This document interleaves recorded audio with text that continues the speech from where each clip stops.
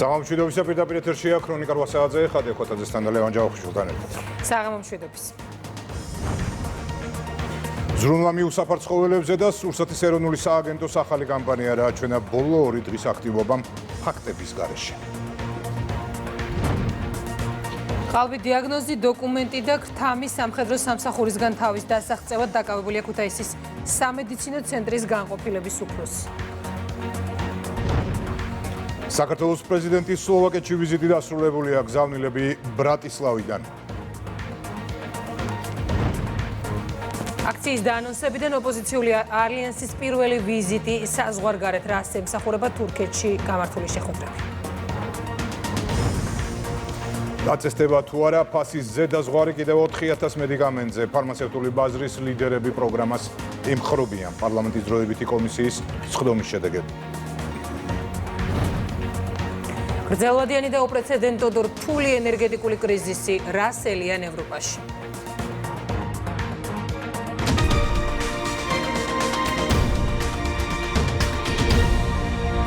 გაფართოებული კრება პატრიარქიის ასარჩევად სამების საკათედრო ტაძარში გაიმართება, იქამდე სინოდის ხდომა კიდევ ერთხელ თარიღსა და კანდიდატებთან დაკავშირებით შედგება. რა თქვეს დღევანდელი შეხვედრის შესახებ სინოდის წევრებმა, გიორგი აბაზაძე მოგვიყვება პირდაპირ ეთერში. დღევანდელი სინოდი თითქმის 6 საათს გაგრძელდა. მომდევნოს ხდომის გამართვის თარიღი კი, სადაც პატრიარქობის 3 კანდიდატი უნდა გამოარჩიონ, დაზუსტება მოგვიანებით. ასევე ჯერ უცნობია, როდის გაიმართება მე-14 გაფართოებული კრება. ეს აუცილებლად უნდა იყოს მას შემდეგ, რაც გავა 40 დღე ილია მეორის გარდაცვალებიდან. გაფართოებულ კრებაში კი დაახლოებით 2000 დელეგატი მიიღებს მონაწილეობას. მათ შორის იქნებიან მღვდელმთავრები და ეპარქიებიდან მღვდლები და სასულიერო პირები. მათი ნაწილი წაიკითხავს მოხსენებას, ამ მასშტაბიდან გამომდინარე არ არის გამორიცხული, რომ კრება ვერ დასრულდეს ერთ დღეში. ამის პრეცედენტი იყო 1995 წელს საქართველოს ეკლესიაში, როცა გაფართოებული კრება გაგრძელდა მაგალითად 2 დღის განმავლობაში. მომდევნო სინოდის ხდომაზე შერჩეული 3 მღვდელმთავარი თავდაპირველად იქნება კანდიდატობის კანდიდატი და მათ დაამტკიცებენ უკვე გაფართოებული კრების წევრები. დღევანდელი სინოდის ხდომის შესახებ განჩინების დეტალები ცოტა ხნის წინ საზოგადოებას გააცნო გორისა და ატენის მიტროპოლიტმა ანდრია გვაზავა. წმინდა სინოდმა იბრძელა და დაადგინა. პირველი, წმინდა სინოდმა წმინდა სინოდის შემდგომ ხდომაზე განიხილო საპატრიარქო კანდიდატების სია და პროცედურების დაცვით გამოვლინდეს საბოლოო კანდიდატები საქართველოს მართლმადიდებელი ეკლესიის გაფართოებულ კრებაზე წარსადგენა.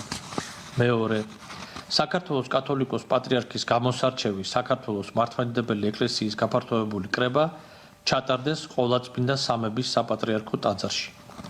მესამე, კომისიების წევრი მდელმთავრების სია. წმინდა სინოდის მომავალ ხდომამდე მმართველმა მდელმთავრებმა თავიანთი ეპარქიებიდან წარმოადგინონ გაფართოებული კრების დელეგატთა სრული სია წმინდა სინოდის ხდომაზე დასამტკიცებლად. განისაზღვრა გარკვეული პროცედურები, მათ შორის 3 კომისია ჩამოყალიბდა. ეს იქნება სამანდატო, ხმის დამცველი და სარედაქციო კომისია. განისაზღვრება ამ კომისიაში შემავალი წევრების საკითხი. ვიცით, რომ სხდომა, გაფართოებული სხდომა გაიმართება სამების ტაძარში. განათლების თემასთან დაკავშირებით რაღაც ესეთი განსაკუთრებული მსჯელობა არ ყოფილა, თუმცა მინიმუმ სასულიერო სემინარია რჩება მოთხოვნად. რაც შეეხება ასაკის შესახებ გადაწყვეტილება დღეს არ მიღებულა. ეს იყო თითქმის 6 საათიანი სხდომა. ძალიან ცივილიზებულ მშვიდ გარემოში მიმდინარეობდა. გამოთქი ჩვენი აზრები, მოსაზრებები სხვადასხვა საკითხებთან დაკავშირებით. ძირითადად განხილვა მოხდა პროცედურული საკითხების. ძალიან ესე იგი დიდი რაოდენობის ადამიანებია მოსალოდნელი ამ გაფართოებულ კრებაზე. დაახლოებით 2000 კაცს ველოდები. ყველა ეპარქიიდან წარმოდგენილები იქნებიან, როგორც არა ხმის უფლებით, არამედ სათათბირო ხმის უფლებით, თუ საჯაროობისთვის არის ეს. ჩვენ შეიძლება მოვისმინოთ ვერ წინასწარ ვერავინ ვერ იტყვის ამ გაფართოებულ კრებაზე ვიღაცის მოხსენება, ისეთი რომელმაც შეიძლება მერე სინოდის წევრების გადაწყვეტილებაზე მოახდინოს გავლენა.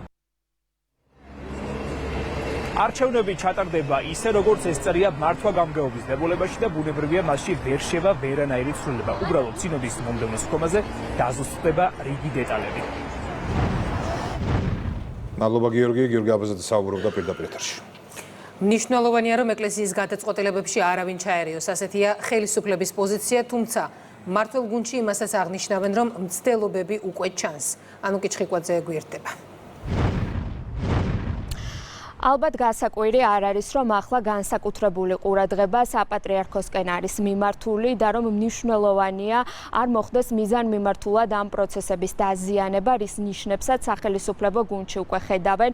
მმართველი გუნდის წარმომადგენლები წარსულ გამოცდილებას იხსენებენ, მაშინ როდესაც ოპოზიცია და გარე აქტორები აქტიურად ერეოდნენ ქვეყნის შიდა საეკლესიო საქმეებშიც კი და ახლა ამბობენ, რომ გამონაკლისი არც ეს პროცესები იქნება, რის მაგალითად შალვა პაპუაშვილი იმ მედია საშუალებებს იშველიებს, რომლებიც, როგორც თავად ამბობს, კონკრეტული მეუფეების სასარგებლოდ აქტიურად აწარმოებენ საარჩევნო კამპანიას.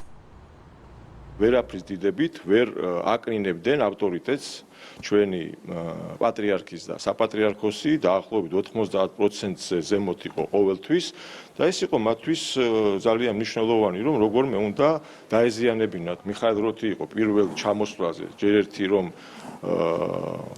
წარმოუდგენელ რამს აკეთებდა პოლიტიკაში და პირდაპირ მხარს უჭერდა ოპოზიციას, მაგრამ პირდაპირ აი როცა მთელი საქართველოს უმრავლესობას ესეთი დამოკიდებულება გვაქვს ჩვენს სარწმუნოებასთან, მართლმადიდებულ რწმენასთან, პირდაპირ მნიშვნელობით დაადანაშაულა და დაასახელა, რომ აი თქვენი პრობლემა არის თქვენი რწმენა, თქვენი საპატრიარქო, ერთი და იგივე ქსელი, ერთი და იგივე ძალა, ვინც აკნინებს ამ პროცესს, ხო? ჯერ დაკრძალულიც არ ყავდა პატრიარქი, მაშინ დაიწყო ამ თემებით სპეკულირება, ხო? და გამოკვეთა რომელიმე მეუფესი ასე შემდეგ და მიდის დაპირისპირება. ეს ადამიანები ხო ყველა სფეროში ამას ახორციელებენ. პირდაპირ დაწყებული აქვთ კამპანია კონკრეტული სასულიერო პირების წინააღმდეგ, ჩვეულებრივი საარჩევნო კამპანია აქვს რადიო თავისუფლებას, ტაბულას და ონლაინ გამოცემებს, სხვას პუბლიკას, ნეტგაზეთს და ასე შემდეგ. ეს არის ზუსტად იგივე მეთოდი, რასაც ჩვენ ხედავდით 2024 წელს, როდესაც ევროკავშირის წარმომადგენლები ერეოდნენ საქართველოს არჩევნებში, როგორც ევროკავშირის ელჩი ერეოდა 2024 წლის საქართველოს პოლიტიკურ არჩევნებში, დღეს ვხედავთ ჩვენ მათ შორის დიდი ალბათობით ევროპული ფულით დაფინანსებული ორგანიზაციების მხრიდან ჩარევას საქართველოს ეკლესიის საქმეებში. ყველაფერი აღირიცხება, ამ ყველაფერს ვაკვირდები და რა თქმა უნდა ყველაფერზე გვექნება რეაგირება. ხედავთ ვისგან უსამშობლო მოღალატეებისგან, ამ აგენტურისგან, ხო, ვისგან ვისმენთ კრიტიკას. ისევ ამ ადამიანებისგან, რომლებიც პირდაპირ ეწინააღმდეგებიან ჩვენს საპატრიარქოს, ჩართულები იყვნენ წლების განმავლობაში და ამაში ფულს იღებდნენ, გარედან ფინანსდებოდნენ, რომ საპატრიარქოს, ეკლესიის დისკრედიტაცია, პატრიარქის დისკრედიტაცია მოეხდინათ. მაგრამ რა თქმა უნდა, არაფერი არ გამოუვიდათ. პატრიარქის გარდაცვალების შემდგომ განვითარებული პროცესები მმართველი გუნდის მხრიდან შეფასდა როგორც ქართულ ეკლესიაზე მიზანმიმართული შეტევა, რაზეც მმართველ გუნდს მარტივი პასუხი აქვს, რომ ისინი აქტიურად დააკვირდებიან ამ პროცესებს და იმ ადამიანებს, ვინც მიზანმიმართულად შეეცდება ქვეყნის ისტორიული პროცესების დაზიანებას. მადლობა ანუკი ჩხიკვაძეს.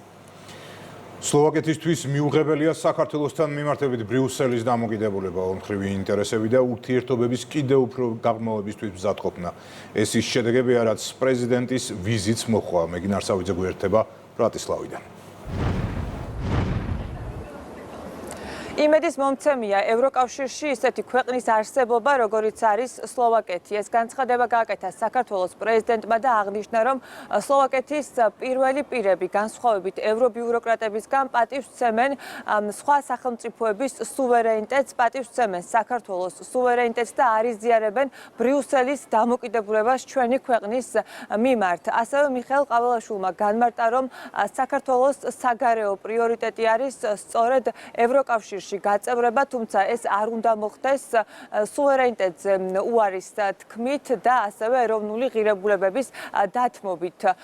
სწორედ ამასთან დაკავშირებით ისაუბრეს სლოვაკეთში შეხვედრებზე და აღინიშნა, რომ სლოვაკეთში ეს ძალიან კარგად ესმით, რადგან თავადაც ასეთი ღირებულებები აქვთ. ეს არის ქვეყანა, რომელიც საქართველოს განსაკუთრებული გულშემატკივარია და ეს მტკიცე მხარდაჭერა კიდევ ერთხელ მკაფიოდ გამოჩნდა იმ მაღალი დონის შეხვედრებზე, რომლებიც საქართველოს პრეზიდენტის ვიზიტის ფარგლებში გაიმართა. იმედოვნებ, რომ ეს ურთიერთობები უფრო ხშირი გახდება, მზაობა არის, გარდა პოლიტიკური თანხმედრისა, საერთო ღირებულებებისა, მნიშვნელოვანია, რომ ძალიან პრაგმატულად და სწორად ფიქრობენ. ჩვენი საგარეო პოლიტიკა არის ცივილიზაციური დიალოგი და აზიის და ევროპის დაკავშირებადობის, ასე ვთქვათ, კიდე ფართო სპექტრი ჩვენ ძალიან თანმიმდევრული, გონიერი, ყოველთვის აღნიშნავთ, პრაგმატული პოლიტიკა გვაქვს, ძალიან კარგად ესმის იმ ქვეყნებს და სლოვაკეთი სწორედ ასეთი ქვეყანაა. დარწმუნებული ვარ, უფრო მეტი გავხდებით, არის უნგრეთი, ჩეხეთი შეიძლება თქვენ ნახეთ ხორვატიის პრეზიდენტის ვიზიტი საქართველოში, ვისაც კი ჯანსაღი, ასე ვთქვათ, მიმართულება აქვს და საკუთარი ქვეყნის ინტერესებზე ფიქრობს, დარწმუნებული ვარ, რომ ყველა გავერთიანდებით ამ მოტივით, რომ პირველ რიგში აუცილებელია საკუთარი ქვეყნის სუვერენიტეტის, თავისუფლების, ეროვნული ინტერესების დაცვა და შემდეგ, რა თქმა უნდა, სხვა საკითხები. ჩვენი სურვილია, რომ გავხდეთ ევროკავშირის წევრი, მიუხედავად იმ გამოწვევებისა, რასაც კადრულობს მაგალითად ევროპული ბიუროკრატია ბრიუსელი, ჩვენ ხედავთ, რას კადრულობს თავად ევროკავშირის წევრი ქვეყანასთან მიმართებაში, როგორც სლოვაკეთია, უნგრეთია. სლოვაკეთის მაგვარი ქვეყნები არიან იმედის მომცემი და ჩვენ უნდა სწორება გავაკეთოთ ესეთ ქვეყნებზე, უფრო მჭიდრო ურთიერთობა უნდა გავხადოთ ჩვენ ქვეყნებს შორის, რომ ჩვენმა საზოგადოებამ ის ნიჰილიზმი, სკეპტიციზმი, რაც ჩანს ამ ევრობიუროკრატების მოქმედებიდან გამომდინარე, უფრო მეტად პრაგმატულად შეხედოს, ძალიან მკაფიოდ გამოიკვეთა ჩვენი ქვეყნისთვის თუ რა გსურს ჩვენ. ჩვენ არაფრის დიდებით არ დავთმობთ ჩვენს ეროვნულ ინტერესებს, ჩვენს სუვერენიტეტს, ჩვენს ხედვებს. აქედან გამომდინარე, ნებისმიერ დროს ყოველთვის ვართ მზად დიალოგისთვის, ნებისმიერი თემის განხილვისთვის. შეხვედრებზე მხარეებმა მზაობა გამოთქვეს არსებული მჭიდრო ურთიერთობების კიდევ უფრო გაღრმავებისთვის, ეს მათ შორის ეხება სწორედ პარლამენტებს შორის ურთიერთობას, ამ მხრივ არის კონკრეტული გეგმებიც, რაც ეხება საქართველოს პარლამენტის თავმჯდომარის ვიზიტს სლოვაკეთში, ასევე სურვილი აქვს ორ ქვეყანას, რომ ურთიერთობები განავითაროს ტურიზმის სფეროში კიდევ უფრო და ასევე სავაჭრო ეკონომიკური მიმართულებითაც.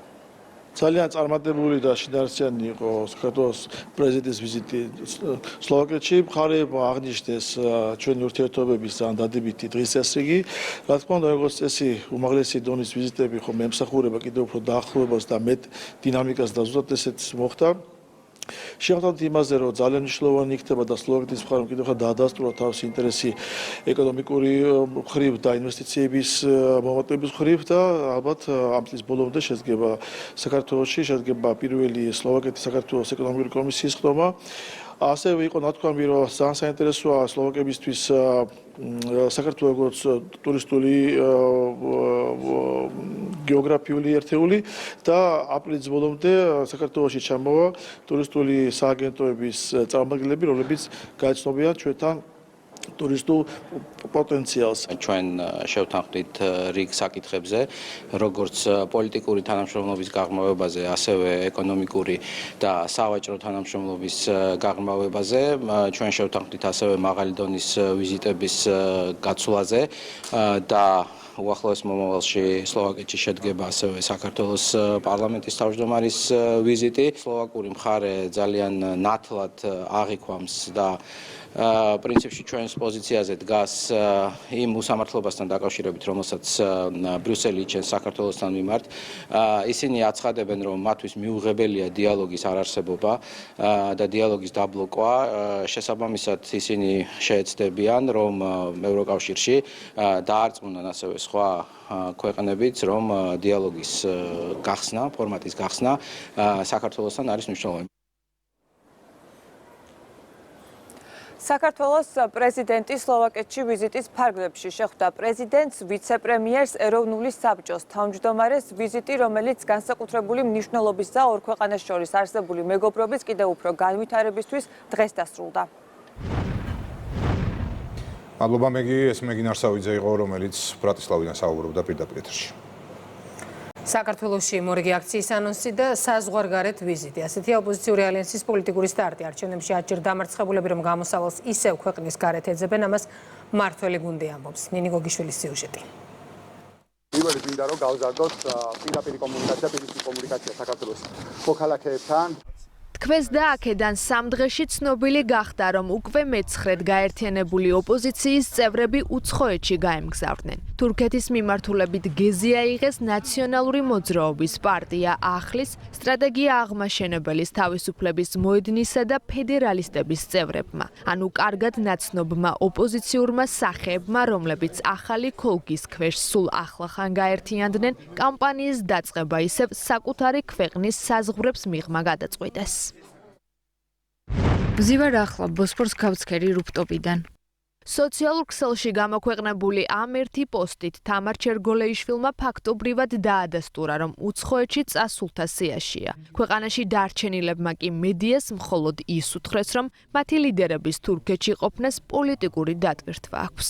რაც შეეხება თინა ბოკუჩავას, გია ბარამიძის, ლევან სამიკიძეს, კი კონკრეტული საკითხთან დაკავშირებით, პოლიტიკურ საკითხთან დაკავშირებით არიან საერთაშორისო ვიზიტით თურქეთში. ესენი არიან ჯგუფები, რომლებიც საქართველოს სუვერენიტეტის და დამოუკიდებლობის წინააღმდეგ მოქმედებენ, ვინაიდან მათი პოლიტიკური გზა არის გზა უცხოელების დახმარებით. ოპოზიციის საზღვარგარეთ ვიზიტები ქვეყნის პირველი კანონმდებლისთვის მათი პოლიტიკური იდეოლოგიის ლაკმუსის ქაღალდია. წარსულისა თუ აწმყოს გათვალისწინებით შალვა პაპუაშვილისთვის დღეს არჩევანი საქართველოს დამოუკიდებლობის მომხრეთა და მოწინააღმდეგეთა შორის დგას. ჩვენ ახახან აღვნიშნეთ საქართველოს დამოუკიდებლობის რეფერენდუმის 35 წლისთავი 31 მარტს და ძალიან სიმბოლური არის, რომ ხედავთ დღეს ჩვენ იმ ჯგუფებს, რომელიც საქართველოს დამოუკიდებლობას ებრძვიან. გაერთიანებული ნაციონალური მოძრაობა თავის ხელისუფლებაში ყოფნის დროსაც აჩვენებდა, რომ რას ნიშნავს, როცა არა ხარ დამოუკიდებელი ქვეყანა და მოქმედებ უცხოელების დავალებით და რა ამბებშიც გახვია ნაციონალურ მოძრაობამ ხელისუფლებაში ყოფნის დრო საქართველოს ომების ჩათვლით და კრიზისების ჩათვლით და არის დამოუკიდებლობის მომხრე ქართველი ერი, რომელმაც ქართულ ოცნებას მისცა სახელმწიფო მანდატი. რეგიონებში ჩასვლის ნაცვლად უცხოეთში ვიზიტები. ასე იყო გასული არჩევნების დროსაც იხსენებენ მართლგუნდში და ოპოზიციის გარე პოლიტიკური აქტორებისკენ მზერას ქართველი ამომრჩევლის მიერ მათთვის უკვე 10ჯერ ნათქვამი უარით ხსნიან. ხალხთან გამოსაჩენი პირი მათ არ აქვთ, ეს ძალიან კარგად იციან თვითონ.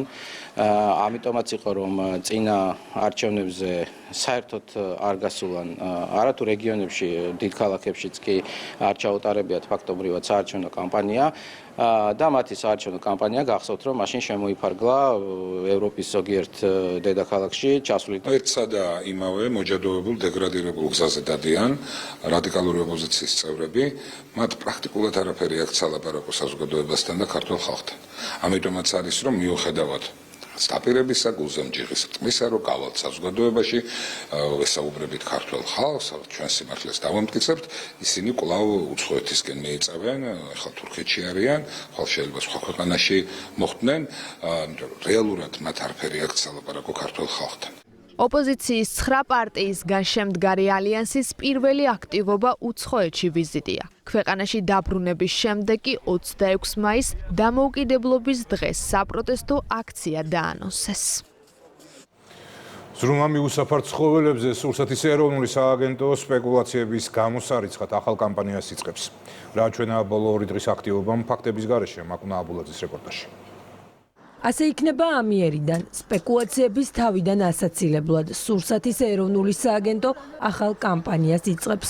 მოქალაქეებს წინასწარ ეცოდინებათ კონკრეტულად როდის და სად მოხდება მიუსაფარი ცხოველების ერთად აყვანა, შესაბამისი ვეტერინარული პროცედურების ჩასატარებლად გადაყვანა და უკან დაბრუნება. ეს ზესტაფონია, სადაც მოქალაქეებმა საკუთარი სურვილით მიიყვანეს მიკედლებული ძაღლები და თავად მიადევნეს თვალი პროცესს. პროგრამის ეკიპაჟები ჩვენ ვეტერინარებთან ერთად მობილიზებულები არიან სხვადასხვა მუნიციპალიტეტებში. პასუხისმგებელ პირებთან შეთანხმებით მოხდება ამ ძაღლების გადაყვანა და სხვადასხვა პროცედურების ჩატარება. პროცედურების დასრულების შემდეგ ძაღლებთან, როდესაც ძაღლების გამოყვანა იქნება საჭირო თავშესაფრიდან, მოხდება კომუნიკაცია პასუხისმგებელ პირებთან და ამ ძაღლების გამოყვანა მოხდება მათთან შეთანხმებით. ინტერმუნიციპალურ თავშესაფარში შეყვანის შემდეგ იწყება ზრუნვა მიუსაფარ ცხოველებზე. ვეტერინარების საჭიროების შემთხვევაში ძაღლებს კასტრაციას, სტერილიზაციას უკეთებენ, ამოწმებენ სხვადასხვა დაავადებაზე, უტარებენ ცოფის საწინააღმდეგო ვაქცინაციას და ასე ყველა პროცედურის ჩატარების შემდეგ სააგენტოს წარმომადგენლები შინაურ ცხოველებს მათთვის ნაცნობ გარემოში აბრუნებენ. ვახდენთ დარეგისტრირებას ჩვენს ბაზაში და შემდეგ ვიწყებთ სტერილიზაცია, კასტრაცია, ცოფის საწინააღმდეგო ვაქცინაციას და ოპერაციების დამთავრების შემდეგ შესაბამის დოკუმენტის საშუალებით, რომელიც ივსება, გადავცემთ ეკიპაჟებს და ვაბრუნებთ შემოყვანის ადგილზე, საიდანაც იქნება შემოყვანილი ეს ცხოველები. ამით ამოიწურა სპეკულაციები ზუგდიდიდან წაყვანილი ძაღლების ირგვლივ. 57-ვე მიუსაფარი ცხოველი მუნიციპალიტეტში დაბრუნდა. ახლა უკვე ძაღლები ვაქცინირებულები და სტერილურები არიან, რაც იმას ნიშნავს, რომ ადამიანებისთვის საფრთხეს აღარ წარმოადგენენ. მიზანიც სწორედ ეს იყო უსაფრთხოება. ბოლო რამდენიმე დღის განმავლობაში განვითარებული მოვლენები შეფასდა როგორც ოპოზიციის მხრიდან აბსოლუტური ისტერია და არაადეკვატურობა. პირველი კანონმდებელი ამბობს, რომ ტყუილების გავრცელებამ, თავშესაფარში შევარდნამ და დარბევამ, აბსურდულმა ბრალდებებმა თუ სენსიტიური თემის პოლიტიკური მიზნებისთვის გამოყენებამ მხოლოდ ერთი რამე აჩვენა. ქვეყანაში ემოციურად დაზიანებული ოპოზიციაა, რომელსაც შველა სჭირდება. ის კადრები კიდევ ერთხელ რაც ჩვენ გუშინ ვიხილეთ, ქცევა, შეჭრა, თავდასხმა, ეს არის აბსოლუტურად აცდენილი ყოველგვარ ადეკვატურ ქცევას. კიდე ერთი საფნის ბუშტი, რომელიც გაუსკდა ხელში რადიკალურ ოპოზიციას, მაგრამ ჩვენ კიდე ერთხელ შევჩა ხელში ემოციურად დაზიანებული რადიკალური ოპოზიციის სახე, რომელსაც ჩვენ პოლიტიკურად ვერაფერს ვეღარ უშველით, მათ ცოტა სხვა სახის დახმარება სჭირდება. ქმედებები, რაც ჩვენ გუშინ ვნახეთ, ხო, სპეკულაციები, სიცრუე, ტყუილის გავრცელება, ეს არ არის სწორი და კატეგორიულად მიუღებელია. ამ ტიპის ქმედებებით, ამ ტიპის განცხადებებით, გადადგმული ნაბიჯებით სიძულვილს იწვევენ საზოგადოებაში. არ არსებობს საკითხი და არ არსებობს სივრცე, რომ ოპოზიციამ სათავისოდ არ გამოიყენოს, მათთვის არანაირი მნიშვნელობა არ აქვს ეს რამდენად სენსიტიური იქნება ჩვენი საზოგადოებისთვის. ერთადერთი მიზანი მათი ის არის, რომ ნებისმიერ შემთხვევაში ხელისუფლების წინააღმდეგ გამოიყენონ და რაღაც სასაუბრო მისცენ ჩვენ საზოგადოებას. ეს ერთგვარი, ასე ვთქვათ, მახინჯი პოლიტიკური შემოჭრა ხოლმე ამ ველზე და სენსაციის მოწყობა და გარკვეული ფსიქოზის დაბადვაც კი ემსახურება ერთ მიზანს, რომ არა ძაღლებთან დაკავშირებული პრობლემაზე იყოს საუბარი, ზოგადად ფსიქოზი არსებობდეს ქვეყანაში ნებისმიერ საკითხზე. მიუსაფარ ცხოველებზე დეზინფორმაციული კამპანია მას შემდეგ დაიწყო, რაც მოქალაქემ სოციალურ ქსელში გორის კრემატორიუმის ეს ერთი კადრი გავრცელა. ფაქტების გარეშე მაშინვე დაიწყეს მტკიცება, რომ თითქოს აქ ძაღლებს წვავდნენ. სინამდვილეში კი გაირკვა, რომ თავშესაფარში სტანდარტული პროცედურა ჩატარდა. დაიწვა ნარჩენები. კრემატორიუმის შესაბამისმა სამსახურმაც შეამოწმა და დარღვევა არ გამოვლენილა. მიუხედავად ამისა, ოპოზიციამ და მათმა აქტივისტებმა სოციალურ ქსელში სტატუსები გამოაქვეყნეს და როგორც შეფასდა, ემოციური ტემპერატურის ასაწევად მოსახლეობაში პანიკის დათესვას სცადეს. ამ კამპანიის უკან ის პოლიტიკოსები დგანან, რომელთა ხელისუფლებაში ყოფნის დროსაც ძაღლებზე ნამდვილად ზრუნავდნენ. ოღონდ აი ასე.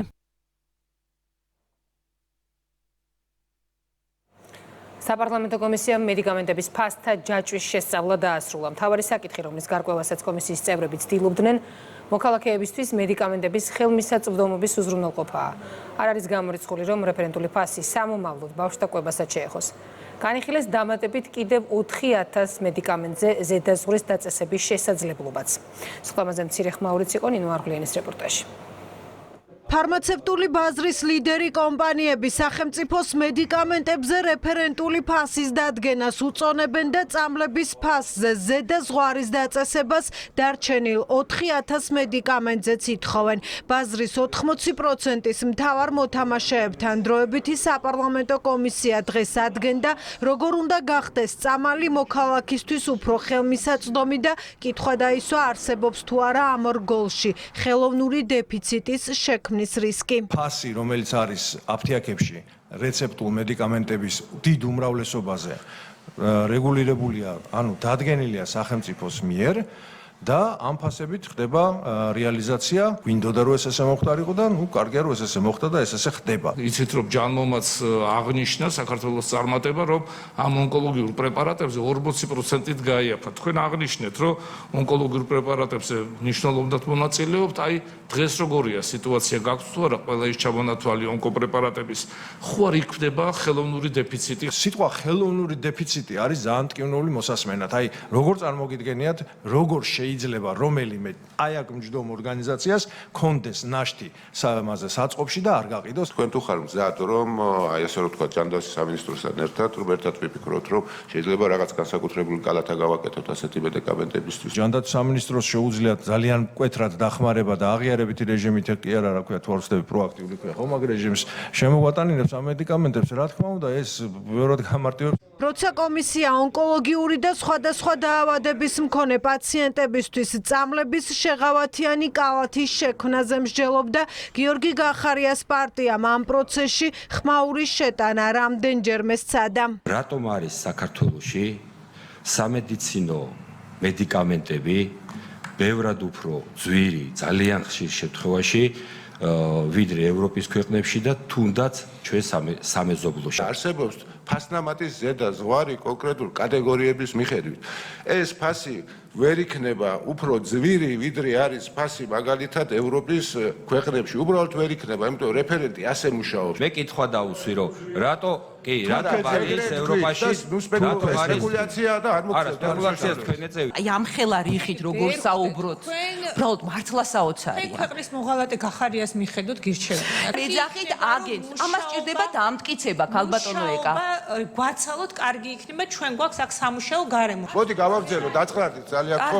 ეს არ არის პოლიტიკური ტრიბუნა, ჩვენ გვაინტერესებს საქმე. ოპოზიციის მცდელობის მიუხედავად კომისიის ხდომა საქმიანი დისკუსიით გაგრძელდა. კომისიამ დღეს რეფერენტულ ფასებზე ბავშვთა კვების გადაყვანის საკითხზეც იმსჯელა. ბავშვთა კვების შემთხვევაში თითქმის ფასები არის ყველგან ერთი და იგივე. არჩევანის საშუალება თითქმის არ არის. ამ ფასებს როგორ ადგენთ? ბავშვთა კვებას ერთმანეთის ფასებს არ უყურებთ, უბრალოდ ერთმანეთს ნამდვილად უყურებთ აქციებში. ბავშვთა კვება შესაძლოა რეფერენტულ ფასებს, ანუ სახელმწიფოს მიერ დადგენილ ზედაზღვარს დაექვემდებაროს. ამ თემაზე დღეს მსჯელობა იყო, თუმცა გადაწყვეტილება კომისიის ფორმატს სცდება. როგორ უნდა მივიდეს პროცესი მედიკამენტების ფასების კლებამდე. 3 საათიანის ხდომის დროს მხარეებმა ბევრი მიმართულება განიხილეს. თან იმის საშუალებაც გვაქვს თქვათ, თუნდაც თურქეთიდან, თუნდაც ევროპიდან ეს ფორმულები აღიარებითი რეჟიმითაც შემოვიტანოთ. ისეთი გამჭვირვალეა სისტემა და იმდენი მექანიზმია შექმნილი, რომ თან თქვათ იმუშაო და კონკურენტულ ფასში პრეპარატი ქონდეს, რომ აი ეს რაღაცა ექსკლუზივობა რო ერთ საქს და პირიქით ყველას გვინდა ხელმისაწვდომობა. ქვეყანაში ფასები რეფერენტულ მედიკამენტებზე უფრო დაბალი იყოს ვიდრე ევროპის ქვეყნებში, ეს ერთი. მეორე თავხდებით რომ რეფერენტული მედიკამენტების რაოდენობის გაზრდა შესაძლებელია. ბავშვთა კვების მიმართულება განსაკუთრებით მნიშვნელოვანია და აქაც მინდა აღვნიშნო, რომ არსებობს მექანიზმები, რომლის წარმატებით დანერგვის და იმპლემენტაციის შემთხვევაში ჩვენ მივიღოთ არსებითად ხელშესახები შედეგი. სურსათის შემდეგ კომისიამ მედიკამენტების ფასთა ჯაჭვის შესწავლა დაასრულა. მომდევნო ეტაპი საწვავის ფასი იქნება. ქუთაისში თავდაცვის სამინისტროს სამხედრო ჰოსპიტალის სამედიცინო ცენტრის განყოფილების უფროსი დააპატიმრეს. მას ბრალად გრთა მისაღება ედება. გამოძიების ინფორმაციით, დაკავებულმა წვევამდელთა ეროვნული სამხედრო სამსახურისთვის თავის არიდების მიზნით 3000 ლარის სანაცვლოდ ყალბი დოკუმენტი დაამზადა. ბრალდებულს 6-დან 9 წლამდე პატიმრობა ემუქრება. მარიამ ქართველიშვილი გიამბობთ.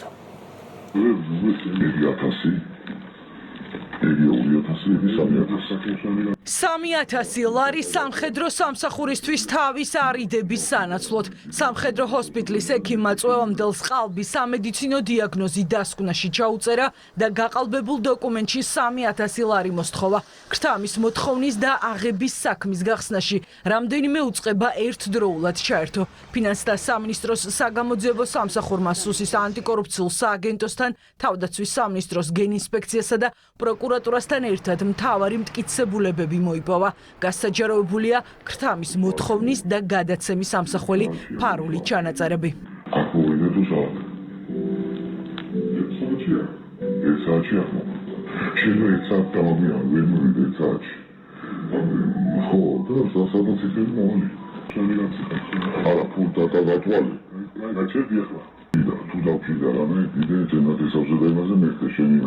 სავალდებულო სამხედრო სამსახურისგან თავის არიდებისთვის შემუშავებული სქემის ავტორი დაკავებულია. სამხედრო ჰოსპიტალის ქუთაისის სამედიცინო ცენტრის განყოფილების უფროსი დროებითი მოთავსების იზოლატორში გადაიყვანეს. ქრთამის აღების ფაქტზე დაკავებულია საჯარო სამართლის იურიდიული პირი გიორგი აბრამიშვილის სახელობის საქართველოს თავდაცვის სამინისტროს სამხედრო ჰოსპიტალის ქუთაისის სამედიცინო ცენტრის განყოფილების უფროსი. წვევამდელ პირზე ყალბი მონაცემების შემცველი სამედიცინო დასკვნის გაცემა უზრუნველყო. რის საფუძველზეც ეს უკანასკნელი სამხედრო ვალდებულებისგან გათავისუფლებას შეძლებდა. მტკიცებულებებს შორის არის ქრთამის სახით გადაცემული ათასობით ლარიც აღიარებს თუ არა დანაშაულს დაკავებული უცნობია. ადვოკატმა მედიასთან სამართლებრივი პოზიციის გამოხატვაზე უარი თქვა. არ ვიცლები ინფორმაციას ჩემო კარგო არ ჩაგეწერები. ამ წუთას შეთანხმებული არა ვარ ბრალდებულთან და საბოლოოდ მე მგონი მეც ასე გავაგრძელებ რომ არ სურს. ფინანსთა სამინისტროს საგამოძიებო სამსახურში დანაშაულში ჩართვის მსურველებს მოუწოდებენ და აფრთხილებენ. უკანონო ქმედებაზე პასუხი ყველასთვის უმკაცრესი იქნება.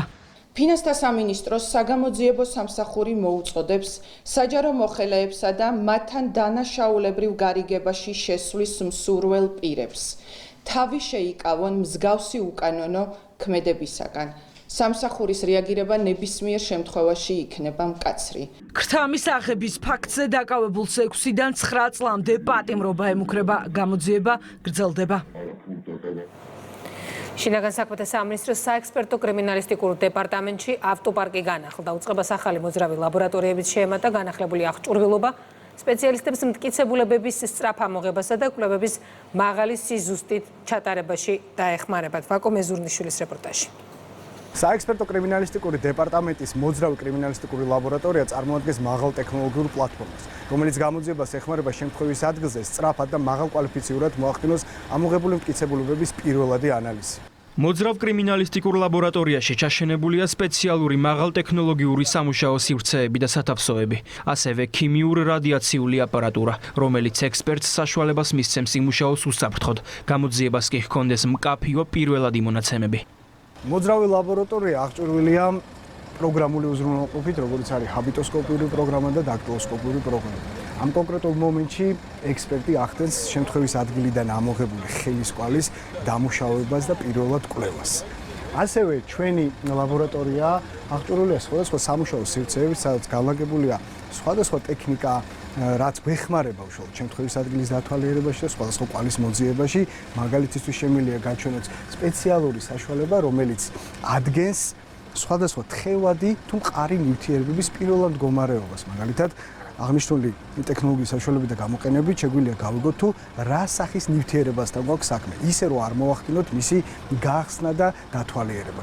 შინაგან საქმეთა სამინისტრომ საექსპერტო კრიმინალისტიკური დეპარტამენტის თბილისისა და რეგიონული დანაყოფებისთვის ახალი ავტომობილები და 2 თანამედროვე მოძრავი კრიმინალისტიკური ლაბორატორია შეიძინა. განახლებული ავტოპარკი მოადგილესთან ერთად დაათვალიერა შინაგან საქმეთა მინისტრმა.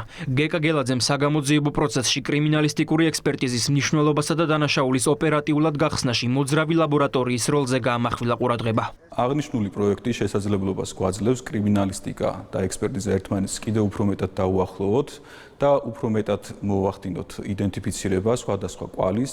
განახლებული აღჭურვილობა და მოძრავი ლაბორატორიები ექსპერტებს დანაშაულის ადგილზე მტკიცებულებების სწრაფ ამოღებასა და პირველადი კვლევის საერთაშორისო სტანდარტების შესაბამისად მაღალი სიზუსტით ჩატარების საშუალებას აძლევს.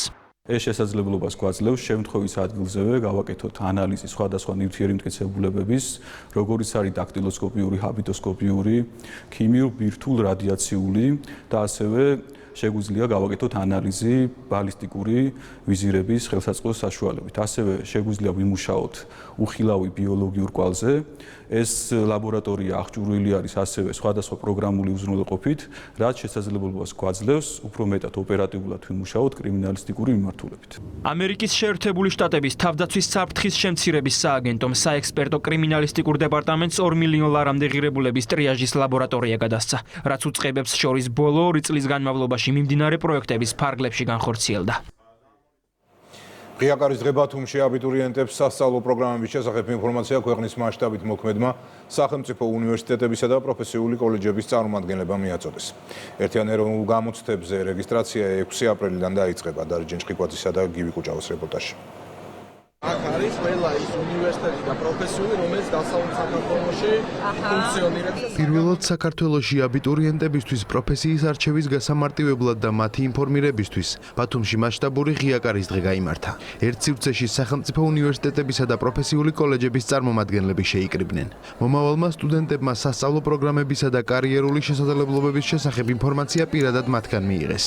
უფრო ახლოდან, უფრო პირისპირ კომუნიკაციით უფრო მეტი გავიგე. ჩვენთვის პირად სასურველი უნივერსიტეტი მოვინახულე, მათ წარმოადგენს გავესაუბრე და ამოწურვად გამცეს ასწავლო. ღონისძიებაში მონაწილეობდნენ დასავლეთ საქართველოს საგანმანათლებლო დაწესებულებები, ასევე თბილისში მოქმედი სახელოვნებო უნივერსიტეტები. აბიტურიენტებს სასწავლო გარემოს შესახებ ინფორმაციის მიღების გარდა, სხვადასხვა პრაქტიკულ აქტივობებში ჩართვის საშუალება ჰქონდათ. უნივერსიტეტებისა და კოლეჯების წარმომადგენლებმა პრეზენტაციებიც გამართეს, რაც სტუდენტებს გააზრებული და მათზე მორგებული გადაწყვეტილების მიღების საშუალებას მისცემს. მსგავსი ღიაკარის დღეები საქართველოს სხვა ქალაქებშიც გაიმართება. სტუდენტებს გავაცანით ქუთაისის საერთაშორისო უნივერსიტეტი, ვესაუბრეთ ჩვენს უნიკალურ აკადემიურ პროგრამებზე, რომლებიც შექმნილი არის წამყვან ევროპულ უნივერსიტეტებთან პარტნიორობით. საზღვაო აკადემია გვთავაზობთ 3 მიმართულებას, საზღვაო მიმართულებით. ნავიგაცია, საინჟინრო, სადაც შედის ქემიის მექანიკა, ელექტრომექანიკა და საპორტო ინჟინერია. ვფიქრობ დღევანდელი დღე ნამდვილად დაეხმარება სტუდენტებს, რომ მათ ასე ვთქვათ, მთლიანი სურათი და ინფორმაცია ჰქონდეთ. ახალ სასწავლო წელს განათლების სამინისტროს სიახლით ხვდება. წელს პირველად სახელმწიფო უნივერსიტეტებში ჩარიცხული სტუდენტების სწავლის საფასურს არ გადაიხდიან. დაიწყო ღიაკარის დღეები, რომლის მიზანი არის საზოგადოებას, განსაკუთრებით აბიტურიენტებს და მათ ოჯახის წევრებს მაქსიმალურად დეტალურად მივაწოდოთ ინფორმაცია სახელმწიფო უზრუნველყოფს 100%-იან დაფინანსებას, ამასთანავე კვოტები, ანუ ადგილები სახელმწიფო უნივერსიტეტებში განისაზღვრა ბაზრის კვლევის საფუძველზე. ვფიქრობ, დღეს იყო გამორჩეული დღე, ვინაიდან მათ მიეცათ შესაძლებლობა იმ პროგრამების შესახებ მიიღოთ სრულყოფილი ინფორმაცია, რაც გამოადგებათ არჩევანის გაკეთებაში. აბიტურიენტებისთვის ერთიან ეროვნულ გამოცდებზე რეგისტრაცია ელექტრონულად. გამოცდების ეროვნული ცენტრის ვებგვერდზე 6 აპრილს დაიწყება და 11 მაისამდე გაგრძელდება. 2026-27 სასწავლო წლიდან საჯარო სკოლებში პირველკლასელთა რეგისტრაციის დამატებითი ეტაპი განისაზღვრა, რომელიც ტერიტორიული პრინციპით რეგისტრაციას გულისხმობს. საყოველთაო რეგისტრაციამდე მშობლებს შესაძლებლობა მიეცემათ უპირატესობა საცხოვრებელ უბანში არსებულ სკოლას მიანიჭონ. ტერიტორიული პრინციპი საპილოტო რეჟიმით ქვეყნის 12 ქალაქში 15 მაისიდან ამოქმედდება. მაკოლ ორთქიფანიძე კი ამბობს. 6 თვე ახალ სასწავლო წლამდე და გზა განათლებაში დიდ წარმატებამდე. ახალ სასკოლო თავგადასავლებს ბავშვებთან ერთად მშობლებიც ელოდებიან. მათთვის ახლა ყველაზე საპასუხისმგებლო ეტაპი იწყება. პირველკლასელთა რეგისტრაცია, რომელიც ბუნებრივია პატარების მომავალს განსაზღვრავს. სიახლე, რომელსაც მშობლები განსაკუთრებით ელოდებოდნენ, ძალაში შედის. ბავშვები საცხოვრებელ სახლებთან ახლოს თავისავე უბნებში შეძლებენ დარეგისტრირებას. ჩემი შვილი შედის ახლა პირველ კლასში. ძალიან მნიშვნელოვანია ეს ტერიტორიული კუთხით განაწილება. ვინაიდან სახლთან ახლოს სკოლა ძალიან დიდი კომფორტია ბავშვისთვისაც და მშობლისთვისაც. ჩემი პირველი შვილიც ამ სკოლაში სწავლობს და შესაბამისად მნიშვნელოვანი იყო ასევე ის, რომ ჩემი მეორე შვილიც ყოფილიყო პირველთან ერთად. ამიტომ მოხარული ვარ, მივესალმები და წარმატებას ვუსურვებ ყველა პირველ კლასელს. სკოლებში პირველკლასელთა ტერიტორიული პრინციპით რეგისტრაცია 15 მაისიდან იწყება. ეს იქნება პრიორიტეტული ეტაპი, რომლის შემდეგაც უკვე საყოველთაო რეგისტრაცია დაიწყება, სადაც მშობლებს თავისუფალი არჩევანის გაკეთების შესაძლებლობა ექნებათ. ეს გადაწყვეტილება საკმაოდ ხელშეუწყობს მშობლებს რეგისტრაციის პროცესისთვის, ასევე ხელშეუწყობს პროცესის გამჭვირვალეობას და ამავდროულად ხელმისაწვდომობას. შესაბამისად 15 მაისიდან 25 მაისის ჩათვლით განხორციელდება პირველკლასელთა რეგისტრაციის აღნიშნული ეტაპი, ველოდებით პირველკლასელებს და წარმატებებს უსურვებთ მათ. გასული წლების პრაქტიკამ სკოლებში ტერიტორიული პრინციპით ჩარიცხვის დანერგვის აუცილებლობა გამოკვეთა. პრობლემა იყო ის, რომ ხშირად მშობლები საცხოვრებელ მისამართთან ახლოს მდებარე სკოლებში ვერ რეგისტრირდებოდნენ და საგანმანათლებლო დაწესებულებებში სახლიდან მოშორებით უწევდათ ჩარიცხვა. თბილისის შემთხვევაში პირველკლასელებს ასევე შეეძლებათ რეგისტრაცია სასკოლო უბანთან ახლოს, სხვა უბნის სკოლაშიც გაიარონ. ეს ასეთი თანმიმდევრობა არის შეგნებულად იმისთვის გაკეთებული, რომ პირველ რიგში პრიორიტეტი მივცეთ იმ ადამიანებს, რომლებიც მუდმივად გვეუბნებოდნენ, რომ ჩემს სახლთან ახლოს მქონდეს მე პრიორიტეტულად შესაძლებლობა, რომ დავრეგისტრირდე სკოლაში, ამიტომ არის ჯერ ტერიტორიული პრინციპით რეგისტრაცია, ხოლო ამას უკვე წამოყვება საყოველთაო რეგისტრაცია. ჩვენ მოსახლეობის მრავალწლიან თხოვნას ვაკმაყოფილებთ, ამავდროულად თავისუფალი რეგისტრაციის საშუალებასაც ვტოვებთ. თუ როგორ მოხდა სასკოლო უბნების წარმოდგენა ქალაქების მიხედვით, რომელი სკოლები შედის კონკრეტულ სასკოლო უბანში, ამის შესახებ ინფორმაცია თქვენ შეგიძლიათ იხილოთ განათლების მეცნიერებისა და ახალგაზრდობის სამინისტროს ვებგვერდზე. ტერიტორიული პრინციპით სკოლაში რეგისტრაცია საპილოტე რეჟიმით 12 ქალაქში ამოქმედდება. თბილისი, ქუთაისი, ბათუმი და რუსთავი კი დაყოფილია სასკოლო უბნებად. მისამართების განსაზღვრისას განათლების მართვის საინფორმაციო ცენტრის სერვისების განვითარების სააგენტოს მონაცემთა ბაზაში 2026 წლის 15 აპრილის მდგომარეობით არსებულ ინფორმაციას დაეყრდნობა. საბურთალოზე პეკინის გამზირის 17 ნომერში სკვერის კაპიტალური რეაბილიტაცია მიმდინარეობს. პროექტის ფარგლებში დამონტაჟდება ყველა შესაბამისი საპარკო ინფრასტრუქტურა. მოეწყობა ასევე განათებისა და სარწყავი ქსელები, საბავშვო გასართობი და სატრენაჟერო სივრცეები. ნუცა ფიჩხნერაშვილი გიამბობთ. კიდევ ერთი რეკრეაციული სივრცე საბურთალოს რაიონში პეკინის გამზირის 17 ნომრის მიმდებარედ. მალე ტერიტორია ახალ იერსახეს მიიღებს. ამისთვის კი ახლა აქ სამუშაო მიმდინარეობს. სკვერში მოეწყობა ყველა საჭირო ინფრასტრუქტურა, რათა მოქალაქეებს უსაფრთხო და სასიამოვნო დასვენების შესაძლებლობა ჰქონდეთ. აქ რომ მწვანის სივრცე იქნება, მაგაზე კაი რა უნდა იყოს, რა ვიცი, აი ყველაფერი კაი კეთდება და მე ყველაფრით ვარ მაყოფილი. დასასვენებელი სივრცე სრულად გამწვადება. კომფორტული გარემოსთვის მოეწყობა ბავშვთა გასართობი და ფიტნეს კუთხეები. დამონტაჟდება გარე განათებისა და სარწყავი სისტემები. დაირღვება არაერთი ხელმცენარე, ეწყობა სარწყავი ქსელი, განათების ქსელი. რა თქმა უნდა, თანამედროვე საბავშვო ატრაქციონები დამონტაჟდება, სავარჯიშო სივრცე. საბურთალოს გამგეობა კიდევ ერთ ძალიან მაგარ რეკრეაციულ პროექტს ახორციელებს. ძალიან ბევრი განხორციელდა უკვე და კიდევ ბევრი არის დაგეგმილი საბურთალოს რაიონში, ზოგადად ქალაქში. დედაქალაქის მერია გამწვანებაზე ზრუნავს, იქმნება ახალი სკვერები. ძველები კი ახლდება. ყველაფერი კი იმისთვის კეთდება, რომ საცხოვრებელი სახლების სიახლოვეს მოსახლეობამ ჯანმრთელ გარემოში დაისვენოს. აღნიშნული პროექტი ჩვენი საარჩევნო დაპირება იყო და გვინდა რომ ეს სივრცე სრულად განახლებული იყოს, ადგილობრივ მოსახლეობას პირველ რიგში ექნება ადგილი, სადაც შეძლებენ დასვენებას. ერთი თვე დაჭირდება აღნიშნული სამუშაოების შესრულებას. პეკინის გამზირის 17 ნომერთან მიმდინარე სამუშაოსთვის თანხა ქალაქის ბიუჯეტიდან გამოიყო და ის 451.000 ლარს შეადგენს. აღდგომის დღესასწაულის მოახლოვებასთან ერთად ქვეყნის მასშტაბით სასაფლაოებამდე მისასვლელი გზები აქტიურად იწმინდება. განსაკუთრებული ყურადღება ექცევა ტაძრების მიმდებარე ტერიტორიის მოწესრიგებას. მუნიციპალური სამსახურების სრული დატვირთვით მუშაობენ. ნინი მაისურაძე კი ამბობთ. აღდგომის ბრწყინვალე დღესასწაულის მოახლოებასთან ერთად საქართველოს რეგიონებში აქტიური სამზადისი მიმდინარეობს. გარდაცვლილთა ხსოვნის ნიშნად მათ საფლავებზე გასვლა ამ დღის განუყოფელი ნაწილია. ხელისუფლების მიზანი კი მოსახლეობისთვის უსაფრთხო, მოწესრიგებული და კომფორტული გადაადგილების უზრუნველყოფაა. სამუშაო უკვე აქტიურ ფაზაშია ქუთაისში. იწმინდება როგორც ცენტრალური, ისე საფლავებამდე მისასვლელი გზები. თიბავენ ბალახს, ტერიტორიიდან გააქვთ ნარჩენები. განსაკუთრებული ყურადღება ექცევა ტაძრების მიმდებარე ტერიტორიის მოწესრიგებას. აქტიურად მიმდინარეობს სასაფლავოებამდე მისასვლელი ცენტრალური გზებისა და შიდა ბილიკების მოწესრიგება, აგრეთვე სასაფლავოების ტერიტორიიდან ხდება ნარჩენების გატანა და ეტაპობრივად ყველა სასაფლაო მოწესრიგდება. სანიტარული სტანდარტების უზრუნველსაყოფად ინტენსიური სამუშაო მიმდინარეობს ფოთშიც, დასუფთავების პროცესში მუნიციპალური სამსახურები სრული რესურსით არიან ჩართულები.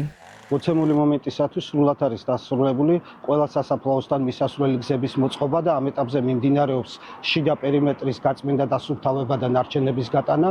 აღსანიშნავია, რომ ფოთის მუნიციპალიტეტის სასაფლაოების ცენტრი მუდმივ რეჟიმში ახორციელებს სასაფლაოების დასუფთავება მოწესრიგების სამუშაოებს. მუნიციპალიტეტის მერიის ხელმძღვანელობით კოორდინირებულად მიმდინარეობს სამუშაო ამბროლაურში. აქტიურად იწმინდება ყველა ის გზა, რომელიც მოქალაქეებს საფლავებამდე მისვლას გაუადვილებს. განსაკუთრებული აქცენტი კეთდება რთულად მისადგომ ტერიტორიებზე.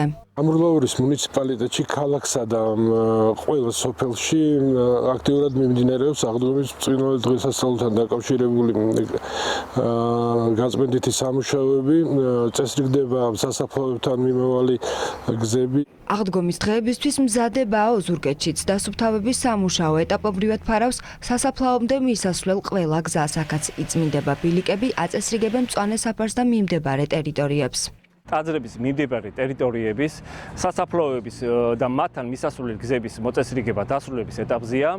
სამუშაოებს ოზურგეთის მერიის მოსახურების ცენტრის თანამშრომლები მუნიციპალიტეტის მასშტაბით 130-მდე სასაფლაოზე ახორციელებენ. საფლავების მოწესრიგების პროცესი აღდგომამდე დასრულდება.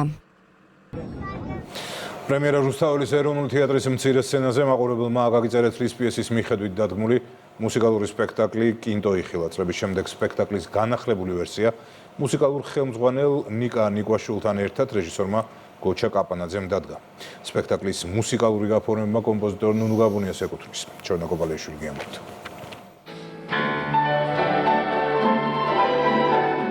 ასე ცოცხლდება რუსთაველის თეატრის მცირე სცენაზე ძველი თბილისი, მუსიკალური სპექტაკლით კინტო. ნიკო ფიროსმანის გმირების გარემოცვაში კომპოზიტორ ნუნუ გაბუნიას მუსიკა სცენაზე ძველი ქალაქური ცხოვრების რიტმს აბრუნებს. დრო თითქოს ჩერდება და 100 წუთის განმავლობაში მსახიობები ძველი ვოდევილის სამყაროში ინაცვლებენ, სადაც მე-19 საუკუნის თბილისში ერთი დიდებული ოჯახის ამბავი თამაშდება. თბილის ქალაქ საქართველოს მოფერება არ მოკლევია ქალბატონ ნუნუსაგან და დღესაც ვფიქრობ, რომ 40 წლის შემდგომ ის განახლებული მუსიკა, განახლებული ნომრები, რომლებიც დაიწერა სპეციალურად ამ მიუზიკლისათვის, ვფიქრობ, რომ დღეს კარგად გაჟღერდა. გოჩა კაპანაძე რაღაცა სხვანაირად დაატრიალა ეს ყველაფერი ეს დადგმა. არაჩვეულებრივი ნიკა ნიკვაშვილი ყავს უნიჭიერესი ბიჭი. ამ სიმღერების ახლებურად აჟღერება, იმიტომ რომ მე ვფიქრობ, რომ ნამდვილად თვითონ მუსიკა მოგვცა იმის საშუალება, რომ ეს სიახლე მიეღო და საერთოდ სხვა გადაწყვეტით წარდგენილიყო დღეს მსმენელის და მაყურებლის წინაშე. ამ სპექტაკლმა ჩვენი წარსულიც გვაჩვენა, ჩვენი აწმყოც გვაჩვენა ყველაფერი, ეს ჩვენი ცხოვრებისეული წარსულია და ამდენად ძალიან დიდი სიამოვნება მივიღე და ულოცავ ჩემ ნუნუს. სიყვარული, ერთგულება თუ ღალატი, სპექტაკლის მთავარ გმირებს შორის არსებულ რთულ ურთიერთობას საბოლოოდ კინტოს როლის მორგება გადაარჩენს. სალომესა და ილიას ოჯახური თავგადასავალი ერთფერად კომიკურ ამბად ვითარდება. დღევანდელი სპექტაკლი ჩვენ დავამტკიცეთ, რომ ეს შეიძლება არსებობდეს აწყვოსა და მომავალში ეს სპექტაკლი და მე მგონია, რომ პუბლიკას მოეწონა და შეუყვარდება. ჩვენ ამის იმედი გვაქვს. ჩემი როლი მაგალითად პიესაში არ არის. ეს თვითონ რეჟისორმა გამოიგონა.